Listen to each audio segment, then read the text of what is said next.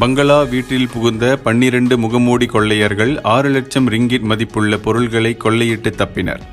கில்லான் பண்டமாரான் ஜாகோங் சாலை பகுதியில் உள்ள 3 மாடி பங்களா வீட்டினுள் புகுந்த 12 கொள்ளையர்கள் அந்த வீட்டிலிருந்த ஆடவர் ஒருவரை தாக்கி காயப்படுத்தியதோடு அவ்வீட்டிலிருந்த 6 லட்சம் ரிங்கிட் பெருமான நகைகளையும் தெய்வ சிலைகளையும் ரொக்கப் பணத்தையும் கொள்ளையிட்டுச் சென்றனர்.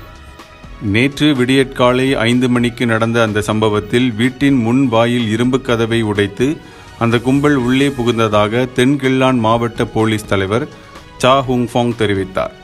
2 கார்களில் வந்த அந்த கும்பல் வீட்டின் முன்புற சுவரில் ஏறி குதித்து உள்ளே புகுந்து பிரதான நுழைவாயில் இரும்பு கேட்டை உடைத்து அவ்வீட்டினுள் புகுந்தனர்.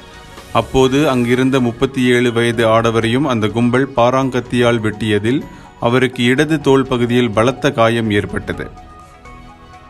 இந்தியர்களின் இதய குரல் மக்களோசை.